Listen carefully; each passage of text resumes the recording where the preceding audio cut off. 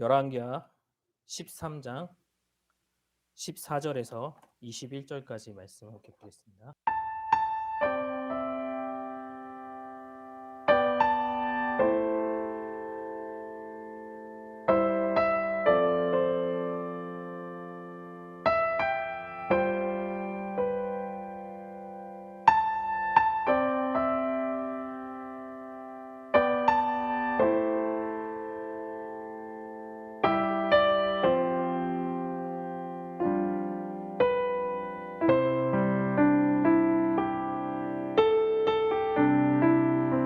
오늘은 우리 엘리야와 엘리사 이야기, 우리가 그동안 말씀을 이렇게 쭉 열왕기상, 열왕기하 나눴는데 오늘은 마지막 시간입니다. 이제 오늘 엘리사가 이렇게 죽는 장면이 나오는데요.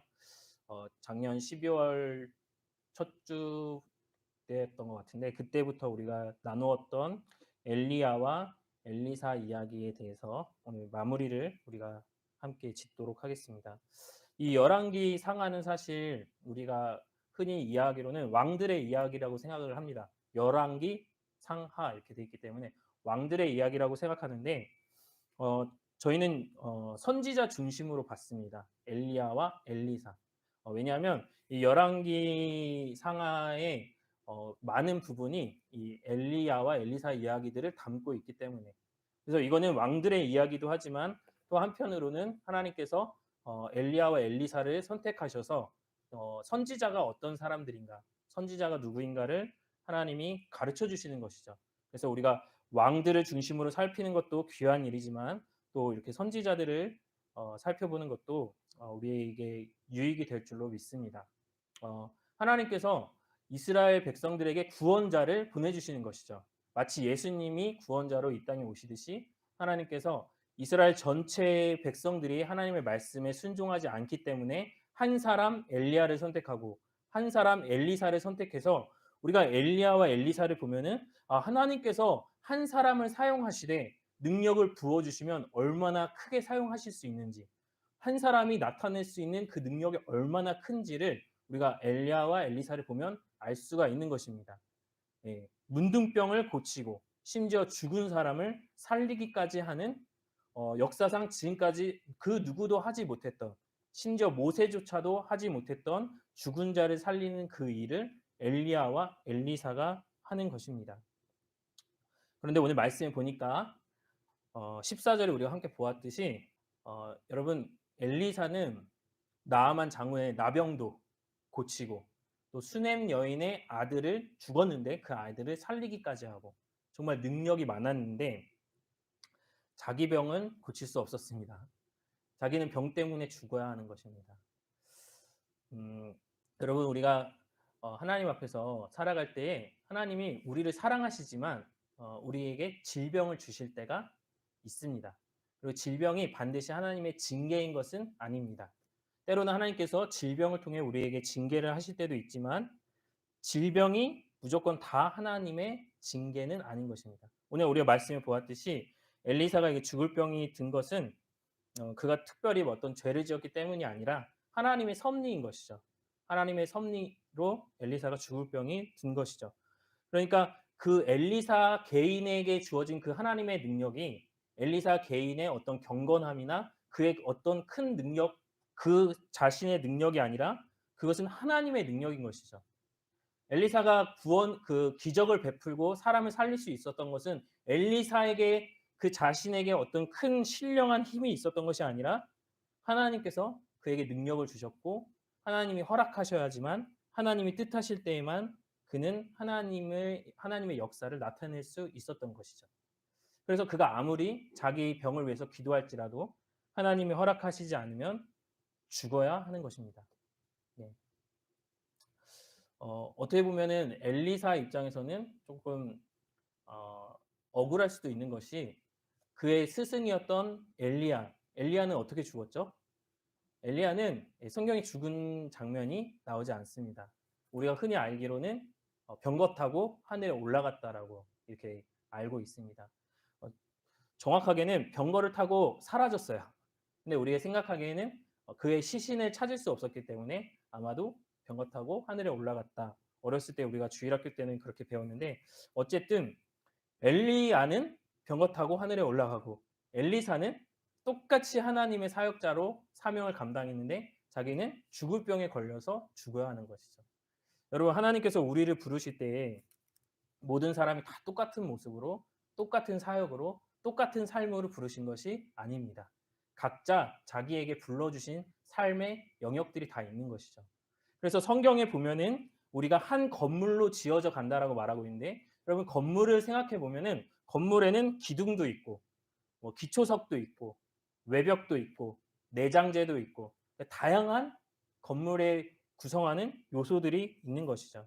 그래서 우리가 사역을 할 때에도 어떤 사람은 하나님께서 유명하게 아주 크게 높이셔서 들어서 쓰시면서 많은 사람들 앞에서 사역을 넓게 확장시키시고 그렇게 사용하실 수가 있고 또 어떤 사람들은 평생을 무명으로 이름도 없이 빛도 없이 저 건물 구석에 아주 안 보이는 곳에 하나의 벽돌로 살아가도록 하나님 부르실 때도 있는 것입니다.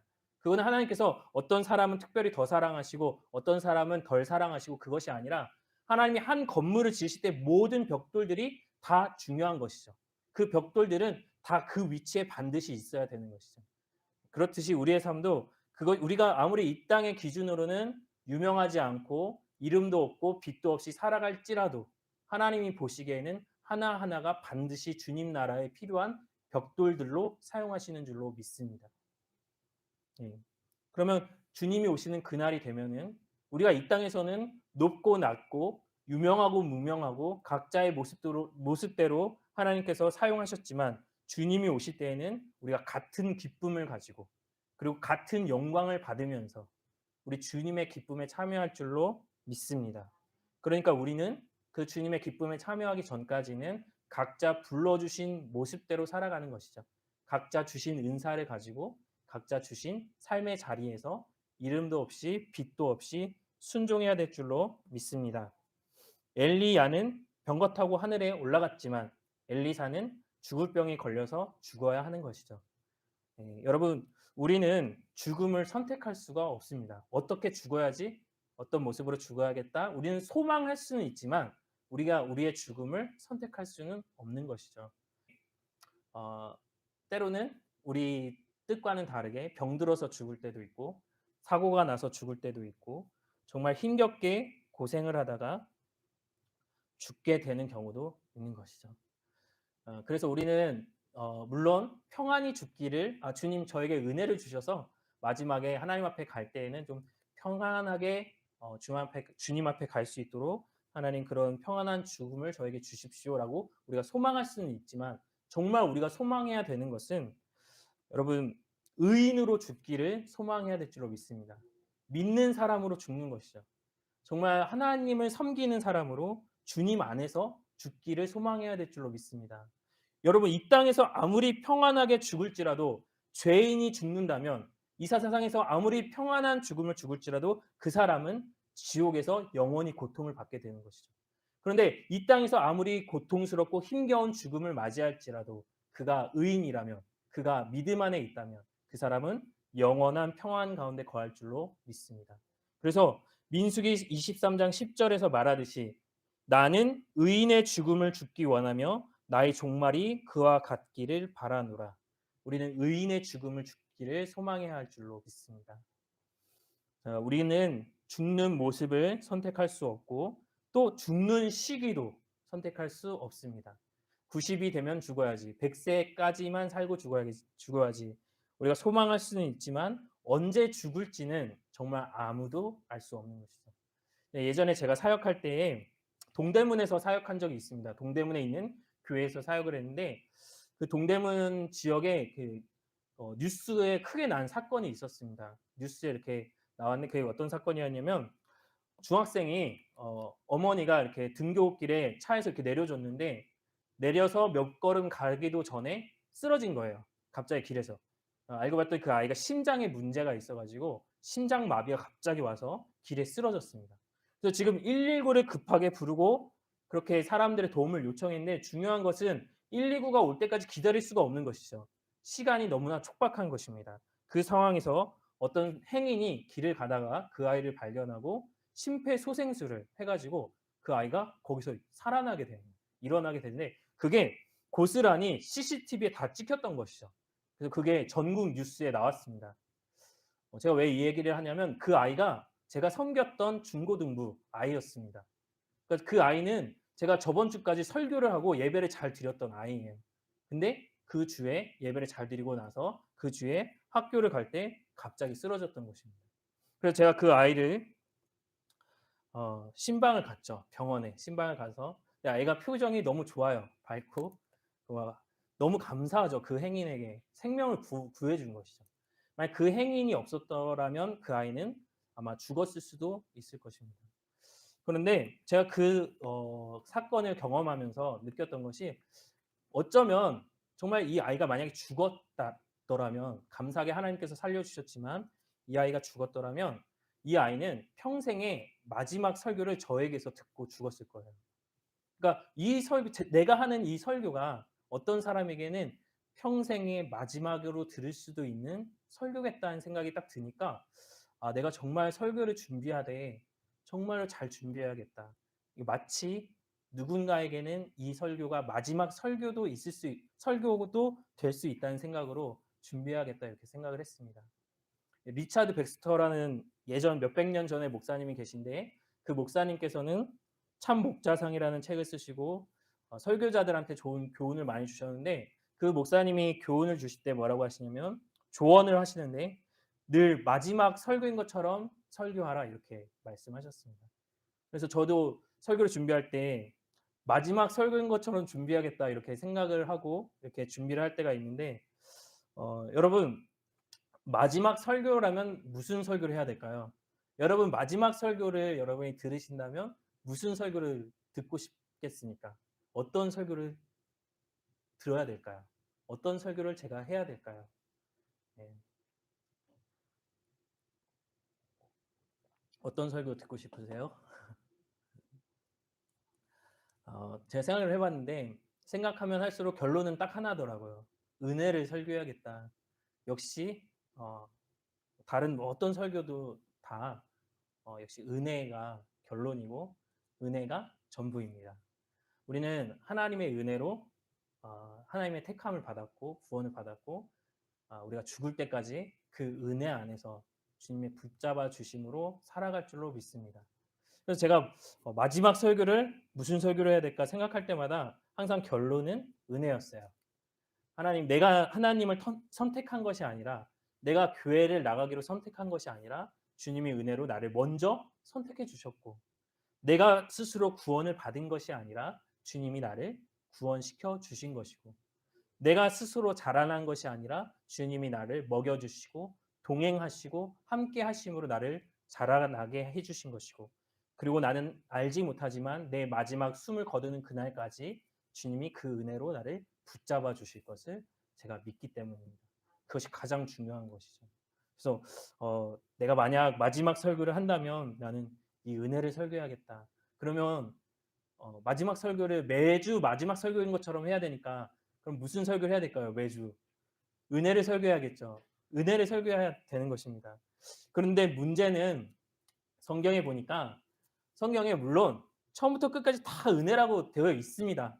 무조건 다 하나님의 은혜입니다. 그런데 성경은 또 한편으로는 마치 모든 것이 우리의 행위에 달려 있는 것처럼 말할 때도 있습니다. 모든 것이 다 하나님의 은혜라고 이야기하지만 마치 우리의 손에 우리의 구원이 달려 있는 것처럼 말하는 구절도 있습니다. 구원을 은혜로 베풀어 주신다. 주님 그렇게 말씀하시지만 어떤 구절에서는 구원을 이루라 이렇게 나와 있습니다. 오늘 우리가 본 이 말씀도 똑같습니다. 여러분 오늘 엘리사가 죽으려고 해요. 그래서 요아스라는 왕이 엘리사 앞에 나왔습니다. 나와서 이제는 정말 이 엘리사가 이스라엘의 구원이 됐고 이스라엘의 큰 힘이 되는데 이제 이 엘리사가 죽으면 누구를 의지해야 되나? 이제 이 나라는 어떻게 해야 되나? 요아스 왕이 막 슬퍼하면서 오늘 말씀을 보니까 눈물을 흘리기까지 그렇게 힘들어하고 있을 때 이 요아스 왕에게 화살을 주는 거예요. 활과 화살을 주면서 창문을 열어보십시오. 화살을 쏘십시오. 쏘았더니 이것은 하나님께서 베풀어 주신 구원의 화살입니다. 이 화살은 아람 나라를 진멸하도록 치는 하나님께서 주시는 구원의 화살입니다. 그러면서 그 화살을 드십시오. 들었더니 그 화살을 들고 땅에 치십시오 했을 때 요아스 왕이 말씀 보니까 3번 땅에 쳤다라고 기록되어 있습니다. 그런데 문제는 그 3번 치는 그 모습을 보면서 엘리사가 화가 난 것이죠. 왜 3번만 치냐 이것이죠. 당신이 만약 5-6번을 쳤다면 오늘 말씀해 보니까 5-6번을 쳤다면 아람 나라가 진멸하도록 그렇게 쳤을 텐데 그렇게 전쟁에서 승리했을 텐데 오늘 당신이 3번만 쳤기 때문에 전쟁에서 딱 3번만 이기게 될 것입니다. 이렇게 기록이 되어 있습니다. 여러분 하나님은 구원을 베풀어 주신 분이시지만 마치 오늘 말씀을 보니까 이 요아스 왕의 손에 이스라엘의 운명이 달려 있는 것과 같아요. 여러분 이스라엘 왕이 만약 6번 쳤다면 이스라엘 나라는 승리했을 것입니다. 아람 나라에 대해서 영원히 승리했을 것입니다. 그런데 요아스 왕이 3번만 쳤기 때문에 아람을 이기지 못하는 것이죠.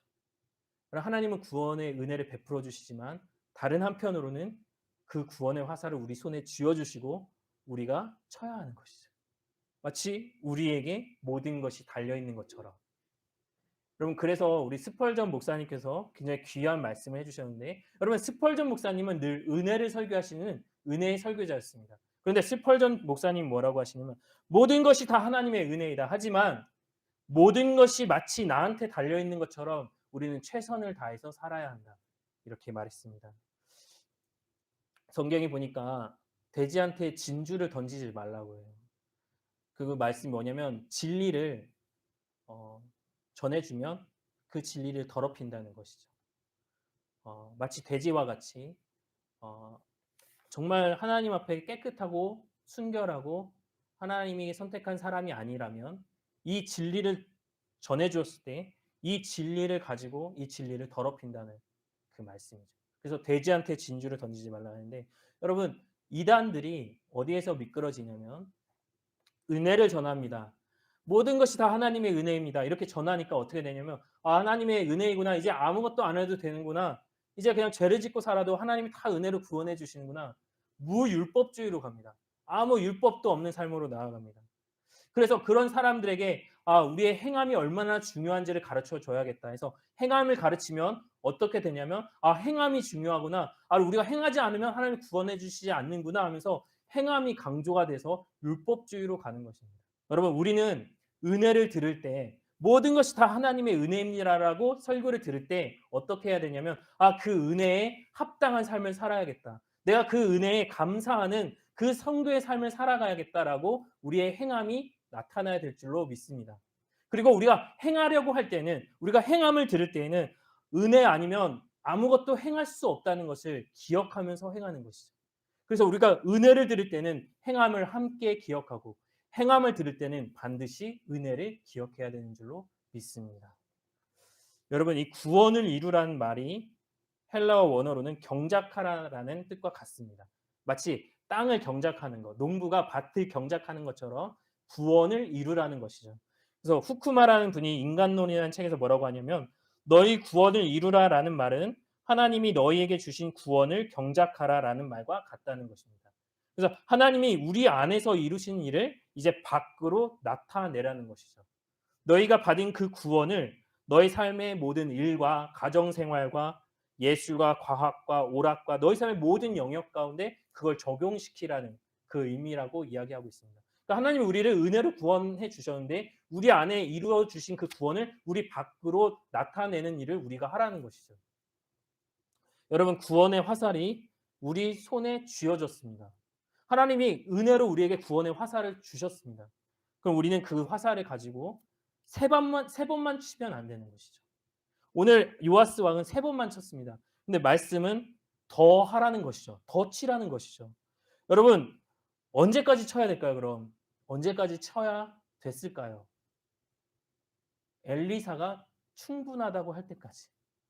엘리사가 그만 치라고 할 때까지 쳐야 했을 줄로 믿습니다.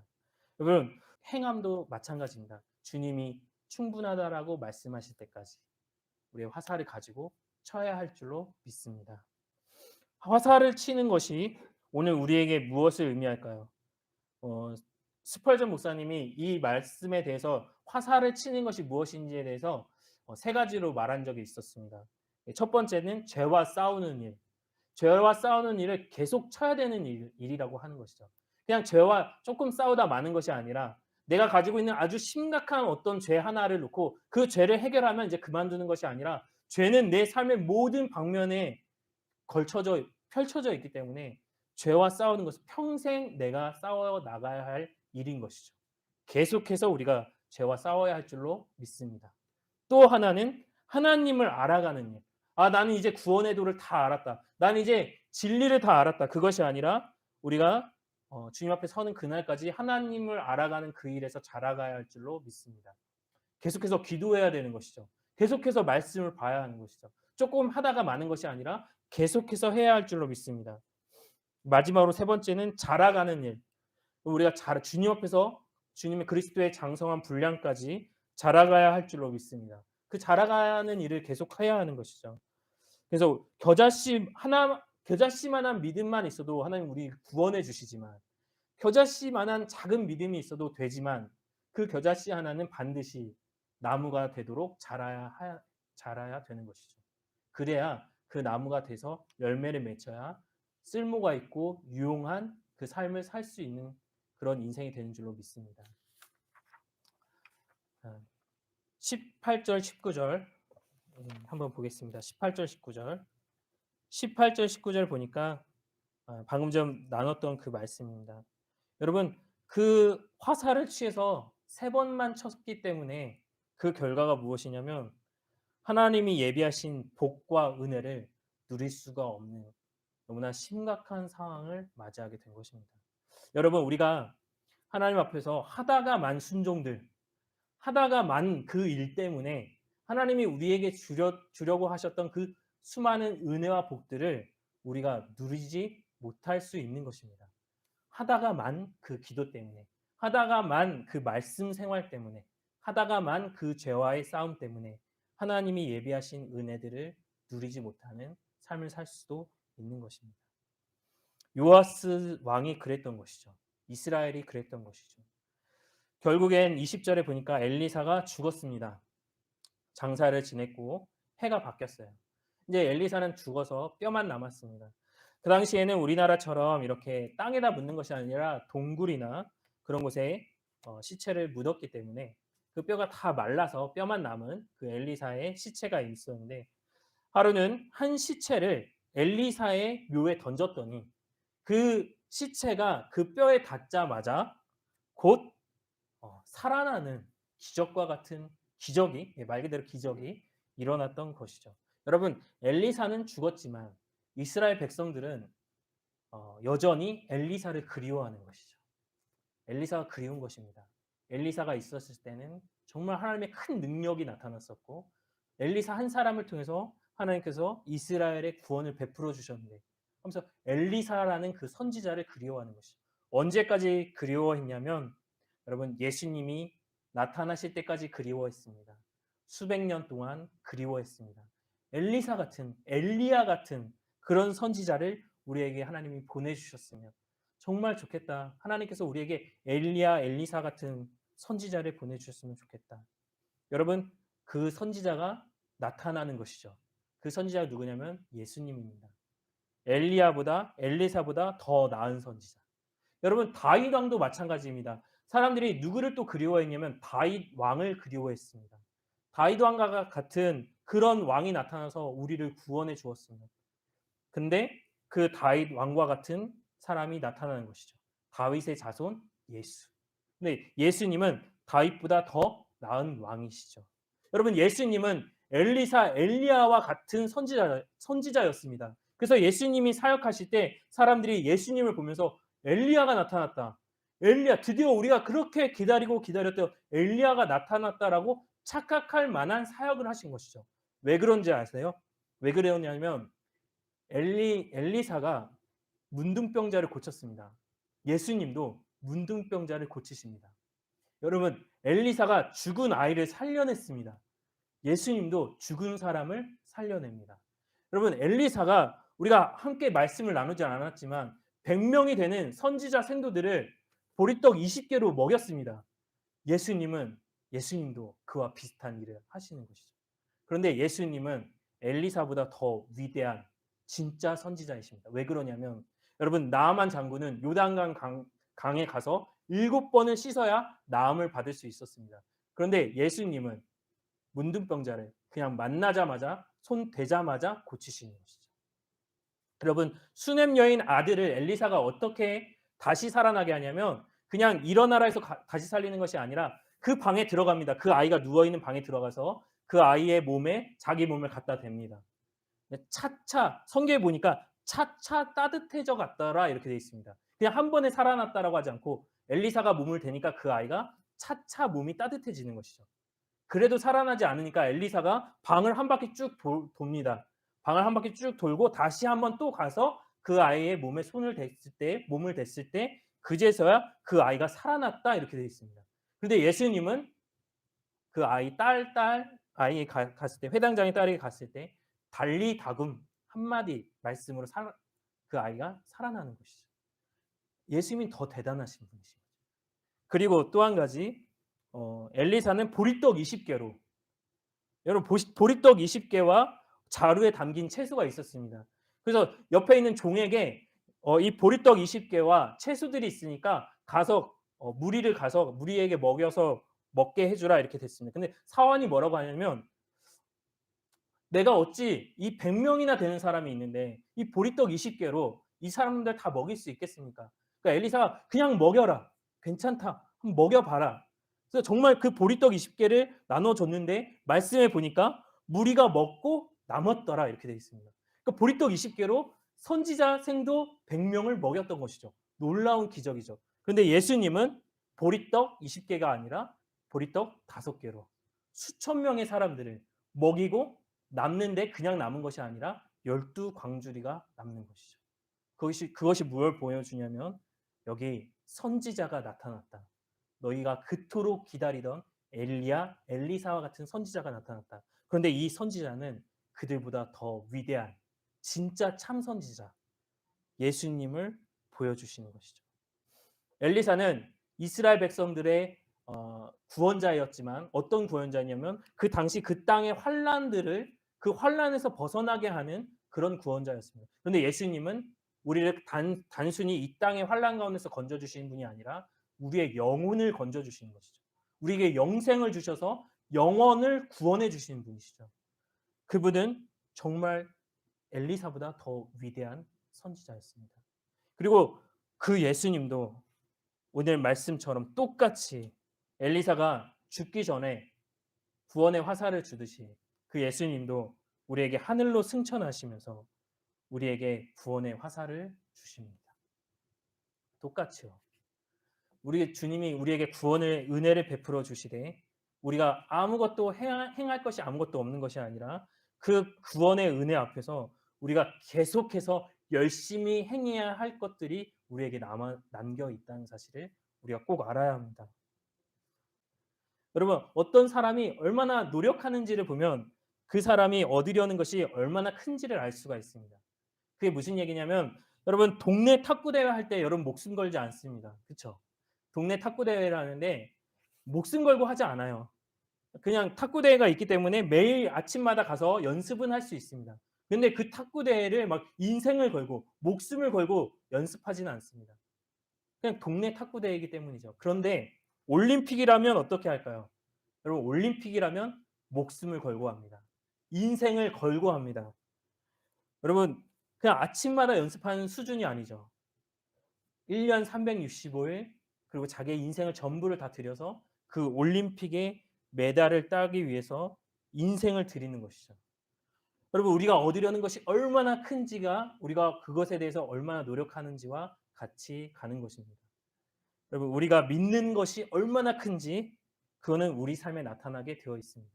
하나님은 우리한테 은혜를 베풀어 주시되 그냥 말로만 베풀어 주시는 것이 아니라 자신의 모든 것으로 은혜를 베풀어 주셨습니다. 자신의 독생자 예수님을 죽이기까지 하시면서 자신의 모든 것을 우리한테 다 주시면서 은혜를 베풀어 주셨습니다. 하나님은 우리의 구원을 계획하시고 예비하시고 그걸 섭리하시고, 그리고 예수님은 그 하나님의 섭리에 순종해서 십자가에 달려 죽으시고 부활하시고, 성령님은 그것을 지금 우리의 삶 가운데 적용시켜 주시고, 이 성삼위일체 하나님이, 그분들의 그 세 분이, 그 삼일체 한 분 하나님이 모든 노력과 열심을 다해서 우리한테 은혜를 베풀어 주신 것입니다. 하나님도 자신이 가지고 있는 모든 지혜로, 자신이 가지고 있는 모든 힘으로 우리한테 은혜를 베풀어 주셨습니다. 근데 그 은혜를 받은 우리가 그 하나님의 그 은혜 앞에서 우리도 어떻게 해야 될까요? 우리도, 저의 미숙한 표현으로 말하자면 우리도 복음에 장단 맞춰야 합니다. 우리도 그 복음 앞에, 우리도 그 은혜 앞에 장단 맞추는 삶을 살아야 합니다. 여러분, 장단 맞추는 삶이 무엇이냐면, 시간이 많이 됐기 때문에 마지막으로 나누겠습니다. 여러분, 우리나라에 정말 유명한 피아니스트가 있습니다. 누구냐면 조성진이라는 피아니스트가 있습니다. 피아노를 너무나 잘 치는데 우리나라 최초로 쇼팽 콩쿠르에서 우승을 했어요. 근데 이게 얼마나 대단한 거냐면 마치 올림픽에서 금메달을 딴 것과 같습니다. 피아노 그 경연 대회 중에서 가장 큰 대회입니다. 매년 하는 것도 아니고 5년에 한 번씩 하는 대회입니다. 근데 그 대회, 세계 대회에 나가서 우리나라 최초로 우승을 했습니다. 그래서 이 조성진이 피아노를 너무 잘 쳐요. 저도 가끔 유튜브로 피아노 연주를 이렇게 듣고 합니다. 그런데 이 조성진은 갈 때마다 프랑스를 가서 공연을 하고, 영국을 가서 공연을 하고, 독일에 가서 공연하고, 해외를 순방하면서 공연을 하는데, 공연을 할 때마다 그 나라 최고의 오케스트라가 와서 같이 협주를 하는 거예요. 여러분, 조성진이라는 그 세계 최고의 피아니스트가 나타나는데 동네 오케스트라가 올 수는 없죠. 프랑스 가면 프랑스 최고의 오케스트라가 오는 것이고, 독일에 가면 독일 최고의 오케스트라가 동원되는 것입니다. 주님의 최선이 나한테 임할 때 나도 나의 최선이 나와야 하는 것입니다. 최고의 피아니스트가 오니까 최고의 오케스트라가 화답하듯이, 최고의 하나님의 최선과 하나님의 최고가 나한테 임하면 나도 내 삶의 최고의 것이, 내 삶의 최선의 것이 하나님 앞에 드려져야 합니다. 하나님이 모든 걸 다 은혜로 베풀어 줍니다. 근데 내 모든 것으로 그 은혜를 다 받아야 됩니다. 내 모든 것으로 그 은혜에 화답해야 합니다. 여러분, 구원의 화살을 주셨습니다. 구원을 베풀어 주셨습니다. 이제 그것을 들고 땅에 쳐야겠죠. 여러분, 몇 번 치시겠어요? 몇 번 치시겠습니까? 3번이요? 6번이요? 여러분, 주님이 충분하다고 말씀하실 때까지 그거를 멈추지 않기를 주님의 이름으로 축복합니다. 그 주신 은혜, 그 주신 구원, 우리가 귀한 것인 줄 알고 그 은혜에 화답하는 삶을 살아가는 저와 모든 성도님들 되시기를 주님의 이름으로 축복합니다. 기도하겠습니다.